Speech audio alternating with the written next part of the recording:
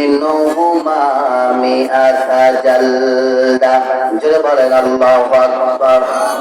আল্লাহ রাব্বুল আলামিন বলেন, একটা যদি পার্লামেন্টে চলে যাইতো, এই যে খুনের পরে খুন হয়, ধর্ষণের পরে ধর্ষণ হয়, জিনার পরে জিনা এই জমিনে আসে না নাই? আল্লাহ রাব্বুল আলামিনের একটা আয়াত অনুযায়ী যদি ঢাকার মেন শহরের উপরে ধর্ষণের কারণে যদি একজনকে সারা বাংলাদেশের যত স্যাটেলাইট চ্যানেল আছে প্রতিটা চ্যানেলকে লাইভ টেলিকাস্টের মাধ্যমে একজনকে যদি ফাঁসির মঞ্চে ঝুলায়া দেওয়া হতো, তাহলে আর এই বাংলাদেশের জমিনে ধর্ষক খুঁজে পাওয়া যাইত না। কিন্তু বড় অভাব, এই কোরআনের আয়াতগুলো পার্লামেন্টে নিয়ে যাবে, এই মানুষগুলো বড় অভাব, নামাজ পড়বে, রোজা রাখবে, হজ করবে, যাকাত দিবে, কিন্তু আল্লাহর কোরআনের আইন পার্লামেন্টে নেবে না। কথা ঠিক না বেঠিক? কিন্তু আমার আল্লাহ তো অন্য কথা বলছে। আমার আল্লাহ বলছে, ইমানদার হতে গেলে অবশ্যই আমার কোরআনের উপরে তোমাকে ঈমান আনতে হবে। কিন্তু আপনি যদি না চান কোরআনের আইন পার্লামেন্টে যাক, আপনার ঈমান নাই। কথা ঠিক না বেঠিক?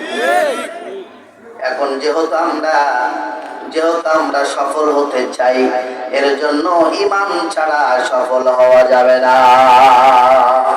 আমার মুসলমান ভাইরা, আল্লাহ রাব্বুল আলামিন পরবর্তীতে আয়াতে আবার ডাকতে বলছেন, ইন্নামাল মুমিনুনাল্লাযীনা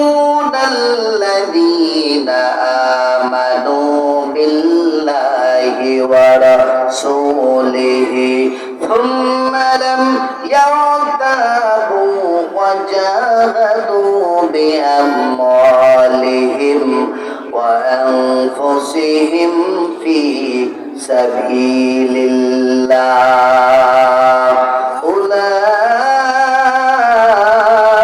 উলাইকা হুমুস সাদিকুন।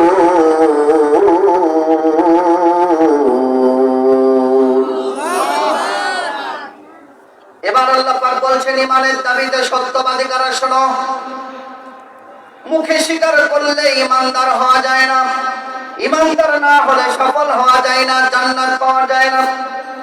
আল্লাহ পাক বলছেন, ইন্নামাল মুমিনুনাল্লাযীনা আমানু বিল্লাহি, ঈমান এনেছে আল্লাহর উপরে, ঈমান এনেছে রাসূলের উপরে, অতঃপর তাদের কোনো সন্দেহ করে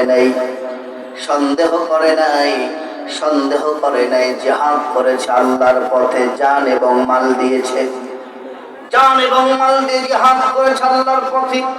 আল্লাহ রাব্বুল আলামিন বলতেছেন, ঈমানের দাবিতে তারাই হলো সত্যবাদী। এবার বুকে হাত দিয়ে বলেন তো দেখি, আমরা যদি ঈমান আনতাম আল্লাহর উপরে, রাসূলের উপরে, অতঃপর তাতে কোনো যদি সন্দেহ না করতাম, আল্লাহ নিজেই সার্টিফিকেট দিয়েছে তারা হলো সত্যবাদী। কিন্তু বড় অভাব, আমাদের ঈমান যায় আবার ঈমান আসে, ঠিক না বেঠিক? বিপদ দেখলে ঈমান নাই, আবার বিপদ চলে গেলে ঈমান। কথা বলেন ঠিক না? এই যে গেল শুক্রবারে ভূমিকম্প হলো, হয়েছে কিনা বলেন?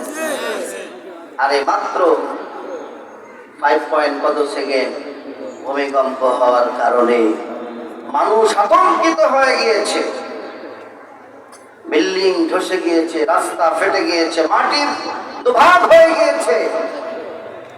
কোন মানুষ আতঙ্কেই লাফায়া পড়ছে বাঁচার জন্য নিচে। আর কিয়ামতের ময়দানে এমন জোরে ঝাঁকুনি দিবে, এক পাশের মাটি অপর পাশে যাবে, চূর্ণ বিচূর্ণ হয়ে যাবে। এত বড় ভূমিকম্প হলো, আসরের নামাজে মসজিদে মুসল্লি খুঁজে পাওয়া গেল না। কথা ঠিক কিনা? জুমার নামাজের আগে ভূমিকম্প, আসলে মসজিদে মুসল্লি নাই, আগের মতন চলে গেছে। কিন্তু এই দেশে 92% মুসলমান। ভাই, এভরিডে 1 লক্ষাধিক তাফসীর মাহফিল হয় বাংলাদেশে। মসজিদে আলোচনা, তাফসীর মাহফিল খানকা শরীফে ওয়াজ মাহফিল, এখন পর্যন্ত এই দেশে নামাজ প্রতিষ্ঠা করতে পারলাম না। ঠিক কিনা বলে? এত ওয়াজ করে চোর বন্ধ করা গেল না। তার মানে বোঝা গেল এইরকম তাফসীর মাহফিল কিয়ামত পর্যন্ত হলেও মানুষের পরিবর্তন আসবে না। পরিবর্তন আনার জন্য আল্লাহ রাব্বুল আলামিনের এই কোরআনকে পার্লামেন্টে নিয়ে যাইতে হবে। ঠিক না বেঠি? আপনারা কি রাজি আছেন? আল্লাহর কোরআন পার্লামেন্টে যা, কোরআনের আইন দিয়ে দেশ পরিচালিত হোক, আপনারা কি চান? কারা কারা চান? দুহাত তুলে আপনাকে দেখা।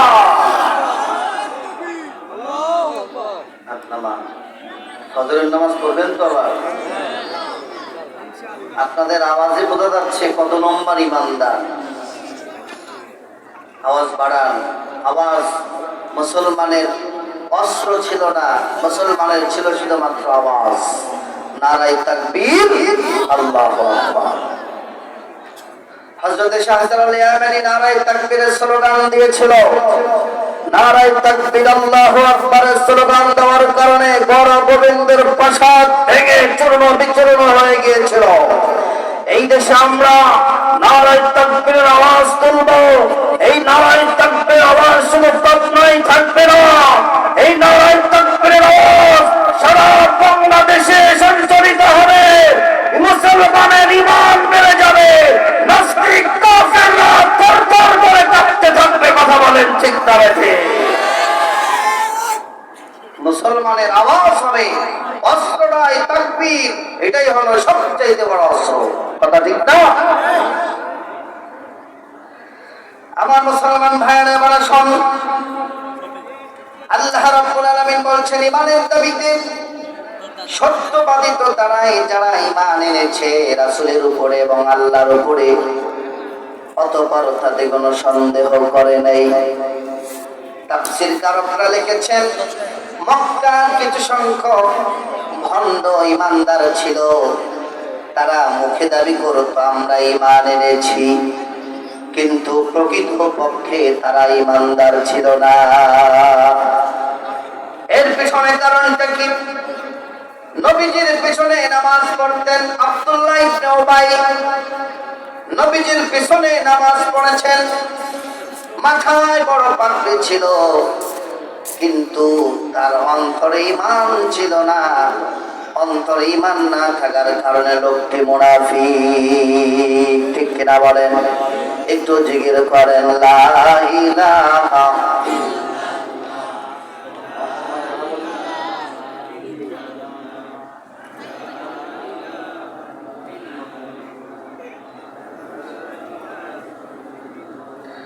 لا إله إلا الله محمد رسول الله صلى الله।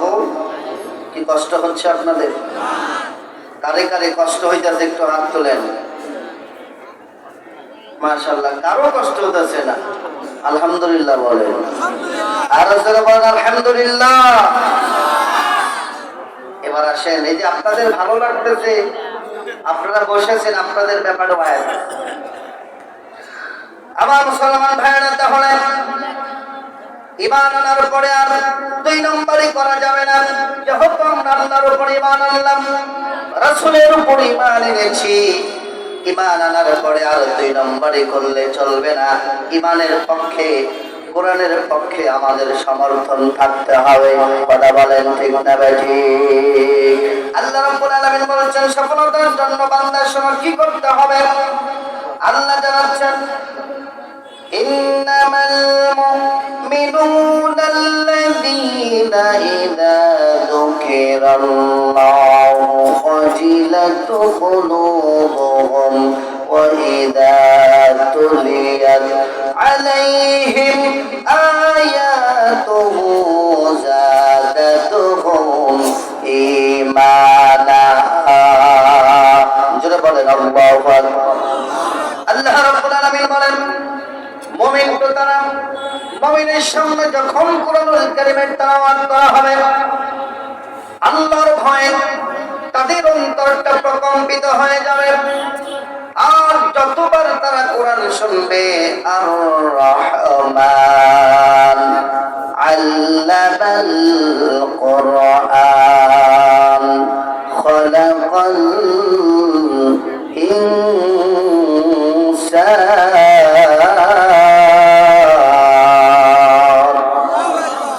আল্লাহ রাব্বুল আলামিন বলেছেন বান্দারে যতটা আবার কোরআনুল কারীমের আয়াত শুনবা, কোরআনের তাফসীর শুনবা, কোরআনের অর্থ শুনবা, আল্লাহ রাব্বুল আলামিন তোমাদের ঈমানটাকে আরো মজবুত করে দিবে।